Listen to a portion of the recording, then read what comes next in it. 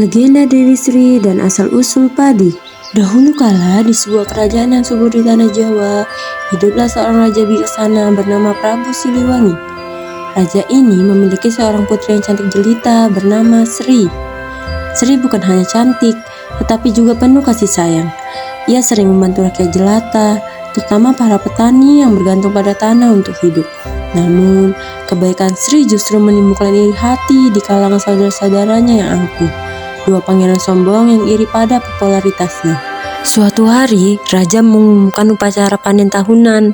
Para pangeran bersaing untuk memimpinnya. Tapi Sri maju dengan lembut. "Ayahanda, izinkan hamba yang memimpin," katanya. "Hamba telah belajar dari para petani tua. Padi bukan hanya tanaman, tetapi nyawa rakyat.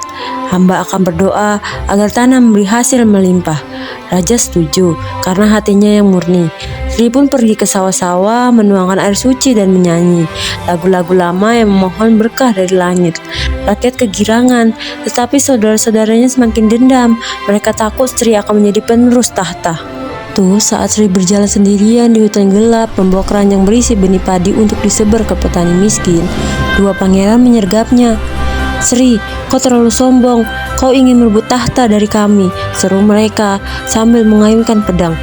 Sri terkejut, tapi tetap tenang. "Saudara-saudaraku, mengapa? Kita satu darah. Mari kita bagi berkah ini bersama rakyat," pintanya. Namun, iri hati telah membutakan mereka.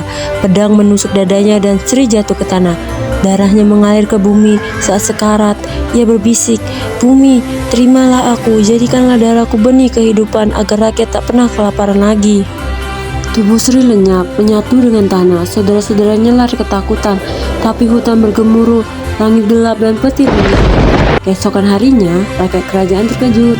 Di tempat Sri jatuh, tanah tandus tiba-tiba hijau subur. Dari darahnya tumbuh tanaman aneh. Batangnya tinggi, daunnya lebar dan bulir-bulir emas menggantung di ujungnya. Itulah padi pertama yang pernah ada.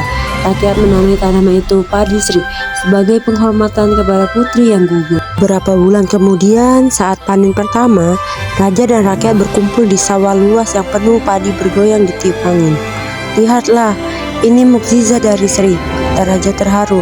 "Ia tak mati, tapi menjadi dewi pelindung tanah. Dari kini, kita sebut dia Dewi Sri, ibu padi yang memberikan makanan seluruh negeri." Para petani bersujud, "Terima kasih Dewi Sri, panen ini akan menyelamatkan kami dari kelaparan." Sementara itu, saudara-saudara Sri menyesal dan mereka dikutuk menjadi hantu pengembara, selamanya menjaga sawah agar tak ada yang merusak padi. Sejak saat itu, setiap panen, rakyat Jawa memuja Dewi Sri. Mereka membuat sesajen berupa nasi dan bunga, agar Dewi itu terus memberkahi tanah. Legenda ini mengajarkan bahwa kebaikan tak pernah hilang. Ia tumbuh seperti padi, memberikan kehidupan bagi banyak orang.